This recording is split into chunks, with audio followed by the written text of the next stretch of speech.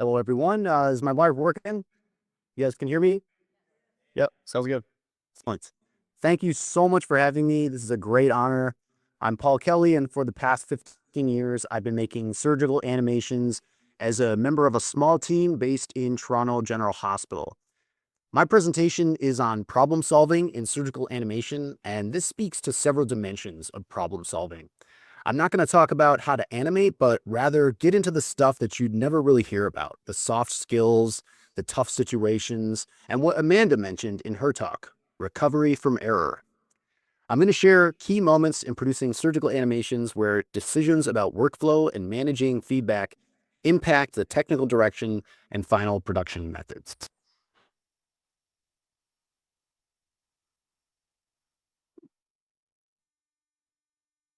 So first, let's calibrate.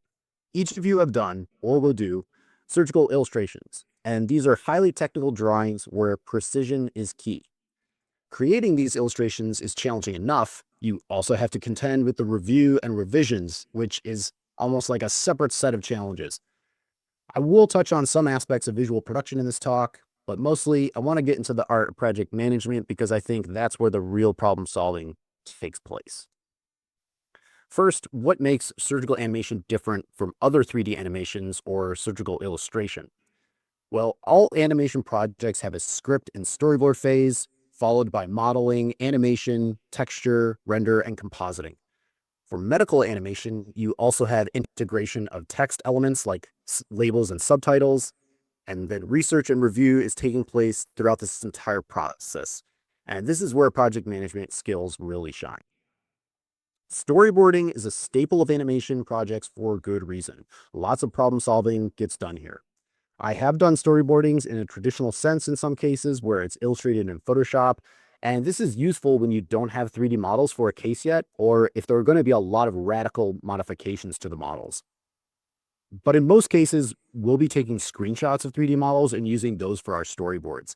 It can be faster, and when you're setting your 3D camera positions at the same time, you're putting in work that will contribute to later stages. For 3D animation, you want good models to work with, and good or high quality, honestly, is relative to the needs of the project. The models I'm developing here were for an ENT scapula flap case, so I needed all the muscles in the rotator cuff, the scapula, of course, and the bones that it articulates with, and a minimal amount of surrounding anatomy for the learner to provide orientation, depth cues, and it helps the learner appreciate tight surgical operating spaces.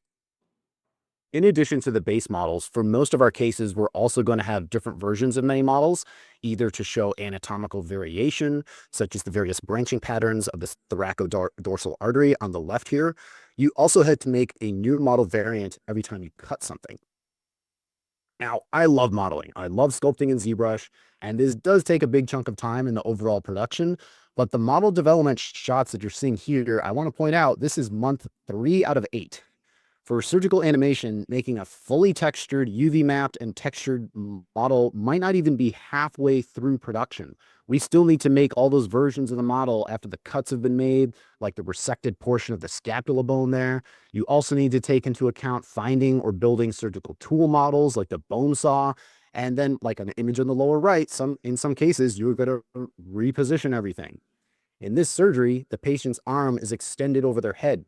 So everything had to be accurately modeled to fulfill the list of necessary structures, including some esoteric vasculature, and then it all gets repositioned.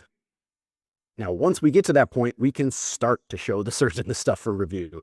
And even then, you get issues you need to address. Like, what's going on in the upper left there? Why does that infraspinatus muscle not match the lat? The color's like off. And why do the muscle colors look different in those two bottom left images? Test renders can give you a heads up to problems that will crop up later when you start moving the camera around. And then you can also see here on the bottom all the separate elements that had to be made to show the lat muscle being pulled open to expose the TDA.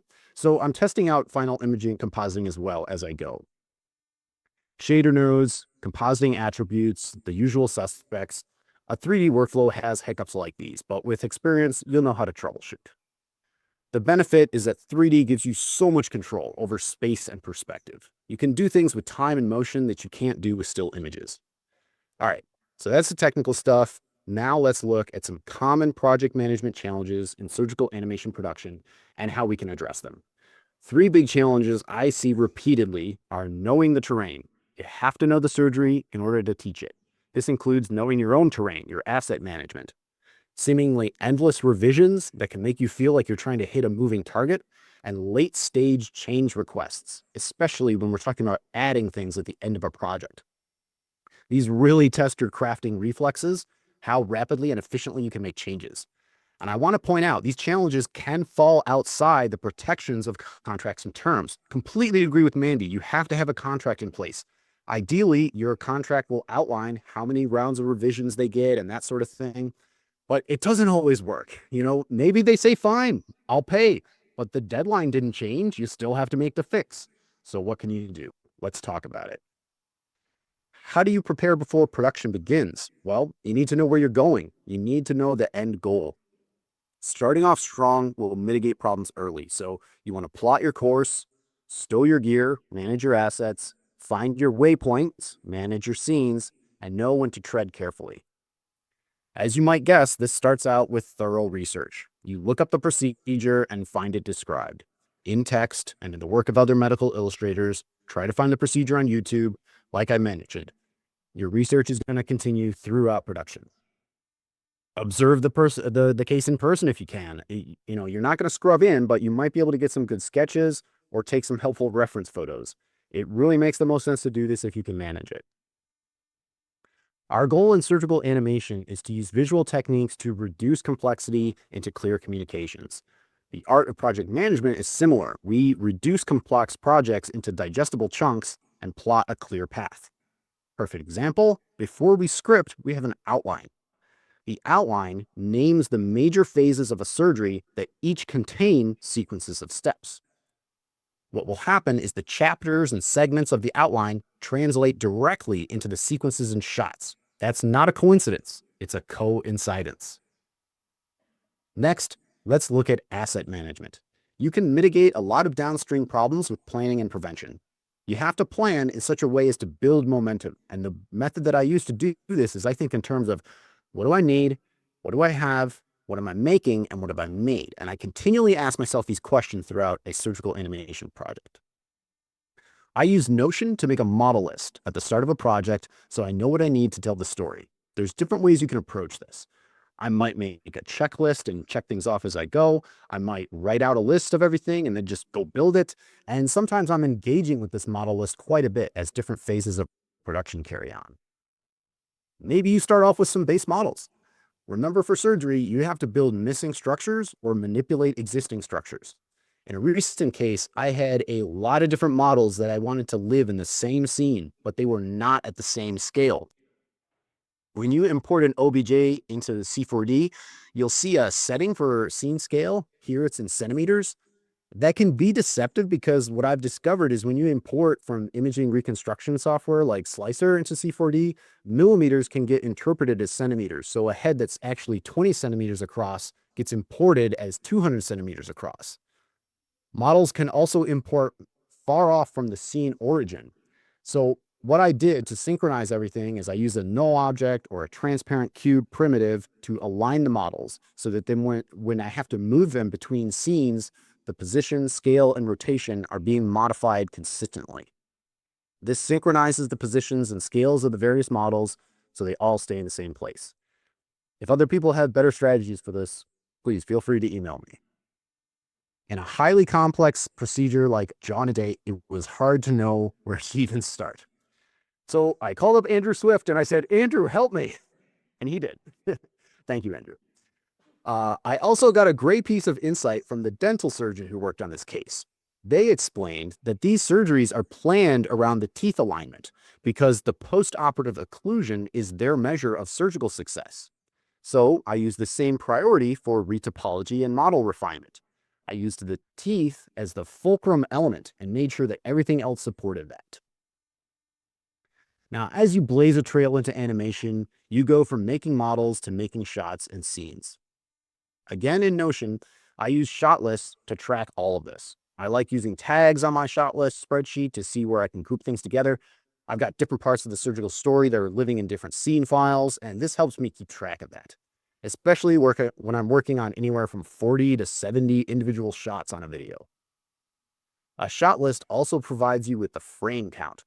Even if you're using a render farm, it is worth knowing these numbers. You see how much of the animation's real estate is allocated to each section.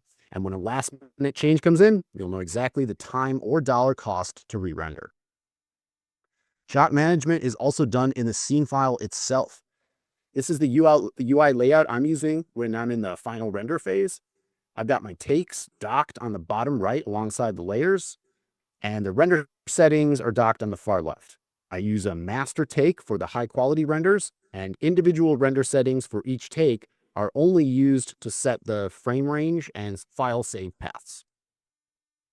One thing you don't want to do is introduce unnecessary complexity into an already complex process. This is where I have gone wrong in the past, trying to animate tissue deformations using dynamics. Don't do this unless you absolutely need to.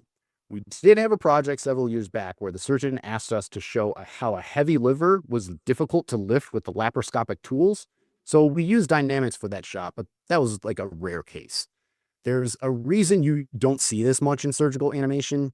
It's a beast. More importantly, in many cases, it may go against your teaching goals. You want to demonstrate and focus on a fleeting moment in surgery. You want to hold that moment in time so you can highlight and label, stop and pause so the trainee can see what's happening and process it. Also, most demonstrations that you're making with anatomical models in surgery are for showing a change take place between two different states of the same structure, often a cut or a division or a reconstruction or repair. So this doesn't need the tissue to move. It needs it to change to a different state. You're better off cutting between two shots of two different anatomy models that you have complete control over than running a soft body simulation where it's a bit of a gamble. You surrender some control to the software.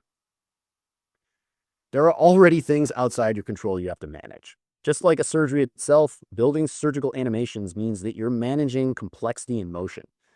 With experience, you learn to troubleshoot software glitches, and you get better over time at keeping your projects organized. But what about the things outside your control? How do you manage feedback and course correct when the goalpost keeps shifting? Again, make things easy for yourself and keep it simple.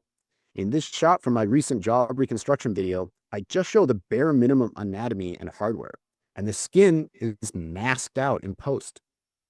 Keep it simple. The more you add, the more you may have to revise. And remember what Deborah and Logan touched on earlier. The more you add, the more the learner has to decipher. I can see in my head what it could look like to add more details, but it's common in visual and design work that clients have trouble seeing where the project's going, or they can't communicate the inner vision that they have for it.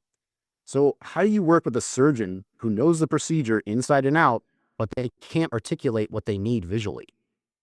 Well, one thing that is for sure going to help is get another set of eyes on it. Follow Deb Haynes' advice. Call up your people. We do internal review on every project, and that's why everyone's name gets in the credits at TVA Surge. Every team member contributes feedback to every project. That helps reveal mistakes that a non-illustrator sees but can't put words to, and so they just don't say anything. You also need to know the surgery really well. Part of the medical illustrator's work is the heavy lifting of trying to understand what the other person does more than what they're trying to understand what you do. Once you can explain the surgery to someone else, you'll be better able to generate appropriate questions to ask the surgeon. Keeping a list of questions going before and during production, look up as many of those answers as you can for yourself, and hey, take a cue from Cameron. Use AI to help you refine that question list. Now, how do you handle feedback like that doesn't look right from someone who can't explain why? It's very common that people outside the creative fields don't have the vocabulary to describe visuals. So ask more questions. You follow up with, how so? Why is that? What do you mean? Keep asking for more clarity until you get it. Ask them their personal interpretation of the surgery. How would you do this? What are you looking for at this step? What is your preference for this technique, right? Make it about them. Okay, Now, what about when you're getting conflicting feedback? One thing that can happen is you get a change request that contradicts an earlier change, or you've got multiple reviewers on a project and they're not all attending the same meetings. What you want to do is cite your sources, demonstrate where and why updates were made on an animation. On a recent patient education project, I had feedback from patients as well as multiple clinicians, and I was juggling all of it. At a critical review point, I had to get through one short meeting, a ton of different changes that were made. So what I did was I had a split screen where I had the feedback on one side in a text doc, and I color coded each change request. For the record, I'm not necessarily recommending that you do this. I'm just showing it as an example what you can do if you get in a tough spot. I think the system Andrew Swift describes is the better option. If you don't know that, look it up on his YouTube. He's got a great system for keeping feedback organized. But in this case, I had some stakeholders who just wouldn't look at anything in between meetings. They would not open a Google Slides. They just wouldn't do it. So I went through each change request for them on the video using the layers and Photoshops, and I color coded the labels and I showed them where each revision was implemented. I also highlighted comments that were already addressed or conflicted with other feedback. I really hope you don't ever have to get this granular on a project, but this was a surefire way to demonstrate to all the stakeholders that all the changes have been made and they could visually see for themselves that everything was addressed. Now, it's common that as a project nears completion, all of a sudden there's a flood of new ideas coming in, right? The client gets inspired. I think no matter how much you prepare or triage, there can always be last minute changes. Now you've got to deal with them. Ideally, you're getting progressive sign-offs throughout production so you don't have to circle back. This definitely helps, but this doesn't always catch everything. Critique that comes at the later stages is where your professionalism is really tested. Sometimes you just don't get the full picture at the onset. This is what makes surgical animations both challenging but rewarding at the same time, because the process illuminates new takeaways. It kind of makes sense to me that as you dissect a topic, you expose teaching points the surgeon maybe didn't even think to cover at first. So let's look at some examples of how you can address changes at the very end of a surgical animation project. I mean, hey, sometimes something just gets missed. On the scapula case that I showed earlier, the whole time I had this latissimus dorsi branch of the TDA flowing down past the perforator takeoff. And at the last meeting with the surgeon, he sees it and he says, "Oh, that's wrong. We got to change that. It's actually supposed to be in the muscle, not on top of it." Guys, this was in most of the shots in this video. So I just Photoshop the changes. Doesn't have to look pretty. Just has to show that the change was understood. I took portions from other render frames and I just photo bashed them. I revised a still frame from every shot in the video where this vessel appeared, and then I sent it back to review on the same day. And it still wasn't right. I had to composite that branch inside the muscle with a little transparency and a little blur so you can still see it's in there. Now, you remember what I mentioned earlier, why you keep a shot list and you keep an eye on that total frame count? This is a situation why that's important, because I had to know that I would be able to re-render all those shots over however many days I had before the video was due. But hey, look, we fixed it. I made a mistake. We still, the surgeon misses little details. Sometimes it happens. But when you know your tools and you've got options for making corrections, you can implement changes rapidly and efficiently. Now, in another recent case, the surgeon had a whole new sequence of shots that they wanted to add at the end of the production. Honestly, this one was on me. I take the hit because they had mentioned something vague about this at the very first meeting, and I forgot to follow up on it. Ideally, how you'd probably want to respond here is, "Hey, this sounds great. Let's ship this over to a new project and give it the attention it deserves," right? And sometimes that does work. And I did say that here, but the response was, "No, we have to include it." So, okay. So we compromised. I said, "Okay, we'll add it. This is last minute content, but we'll do a set of still frames and we'll use some 2D graphic elements. It won't have any camera animation, but it'll make the point." They were okay with that. So I rendered out some stills out of ZBrush of a few different models, and I photo bashed them together to make the necessary changes, and I even faked the lighting. That did the trick. So even as an animator, it pays to know how to Photoshop. I want to finish up with a snippet of an actual conversation that I had with a surgeon. This is real. This was from my final sign-off meeting on a multi-month video project. The video is supposed to be launched, I think, the week after this meeting. So it's a real-life interaction. I start off. Hey, sorry for any mix-up earlier, but I think we got everything ironed out. Just thought I'd ask, do you have any suggestions for how we can improve efficiency on future projects? Surgeon says, no, you could probably just send fewer emails. I mean, I don't need to see all those. I say, okay, fine. So I started that off by giving them an opportunity to voice any complaints. And I use that as an inroad. Cool. Yeah, so I just want to mention, for these projects to work as smoothly as possible, we really want to make sure we lock down that script as early as possible and get input from all the collaborators really early on. They say, sure. So we start reviewing the video. First line of narration. They say, stop. Pause for a second. They're thinking. They say, do we maybe want to reword this? Like, should we add something about the patient's history? I go, we're right. So that's kind of what I mean. I said we need to lock down the script early, right? The narration has to be recorded and edited.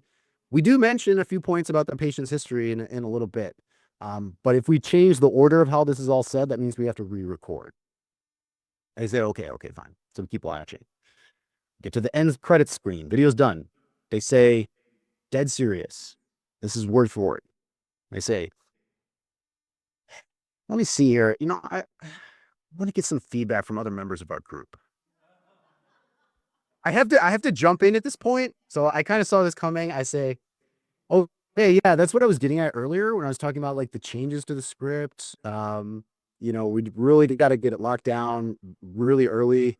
They say they're sort of thinking out loud, but they're thinking, okay, yeah, this is what we came up with, right? Yeah, you know what? I'm fine with this. Let's hold off on it. Okay, we're good.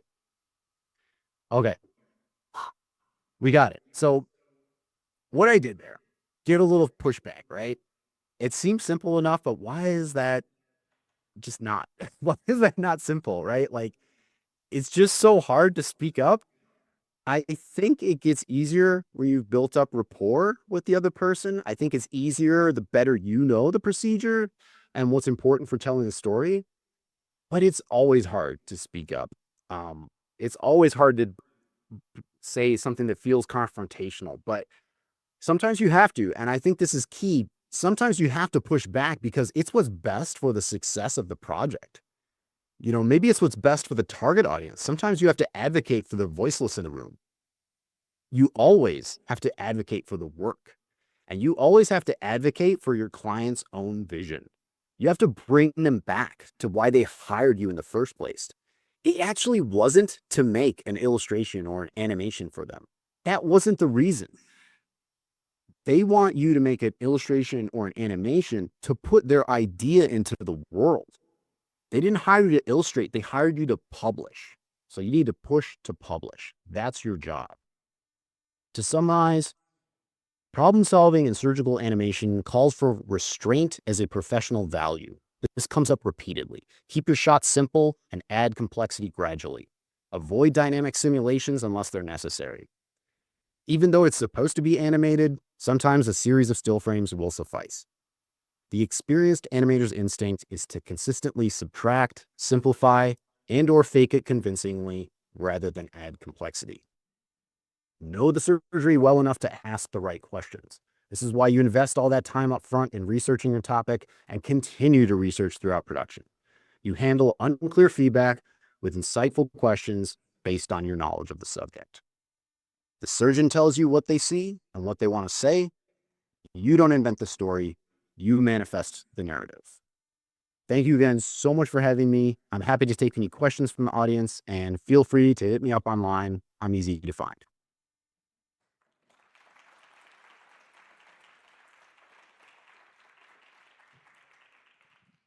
Okay, perfect. How long are your surgical animations in duration typically? Like how many minutes, seconds, frames? What are you usually dealing with? I'm sorry, I wasn't able to hear the question there. Oh, this is Cameron, and I was just asking how long your animations typically are in duration. Oh, sure. So how long our animations are in duration? I would say they usually fall in the range of 3 to 5 minutes. And the number of like individual shots I think I did look over the last couple projects I've done, and they usually are in the range of 40 to 70 individual shots or takes in C4D. That's insane. Also, question, how long do you typically have to work on these animations? So I would say a pretty accurate kind of like median or average is about 4-ish months. I have had projects that go 6 or 8. I think this last one, I think it was longer. But yeah, usually we're looking at about 4 months for production. Thank you very much. Hi, this is Amanda Bear. I have a quick question. What is the name of the software you use for getting feedback from your team? Oh, it's software we use for getting feedback? Yeah, where you Sure. So, comments. yeah, we do have a software called Collaborate with a K. And what that does is it allows us to post a video on a server that is a local based server, which is really important because we're sharing a lot of videos that have surgical footage from the OR. So there is some red tape concerns about, anonymity and privacy and maintaining all that stuff. So we have to have it has to be based on a local server.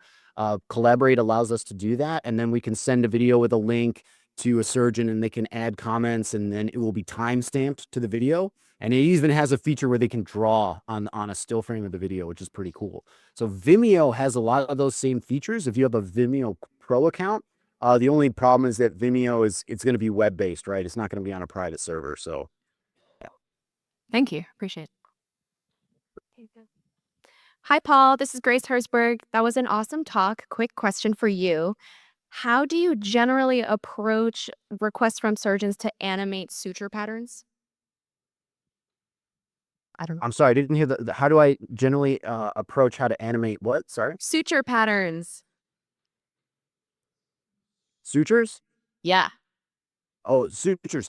Um, For animating sutures, it's almost always done with the spline, and then we'll use a sweep NURBS along the spline, and then I think you just animate the start and end. I think it's the end point of the spline, and then it will like animate like I think it's like you just put uh a circle spline inside of like a spline path underneath a sweep NURBS, and then I think you can like animate it along there. I think that's usually what we end up doing. I hope that answered the question. Oh, one more. One more. What?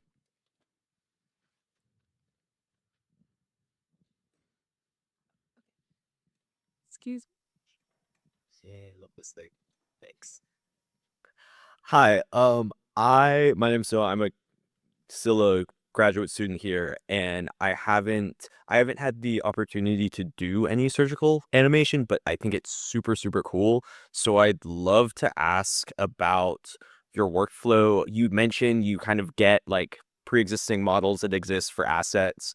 What is kind of like the ratio to how much you have to sculpt from scratch, how much you have on hand, what some of the resources that you have for getting models, and do you do any like 3D scanning of stuff that you have on hand? Okay, so generating models.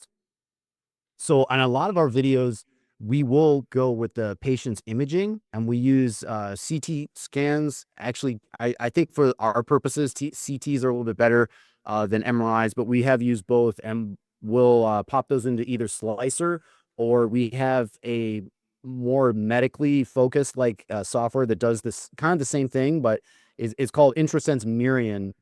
Uh, Kind of does the same stuff as Slicer, but it's specifically tuned for clinical applications, and in particular for HPB or multi-organ transplant. What it can do is calculate the volume of an organ. So what the surgeons will do is they use that software to draw their transection line on a liver or another structure, and then it will tell them how much volume they're removing from that organ. So that's why like we use that software, because that's what the clinicians are using. Um, So we use that, and then yeah, we're spitting out like the OBJ files of just the reconstruction from the CT scans, and then we bring those into C4D for retopology. And depending on the structure, we might put it in ZBrush and run Dynamesh and ZRemesher on it, or we might do in C4D for vasculature. I do think it's faster to just like draw a spline along the path of a vessel and then use that sweep NURBS technique I mentioned just a second ago for sutures. We kind of do the same thing for vessels. Cool. Thank you. That's super helpful. Appreciate it. Great.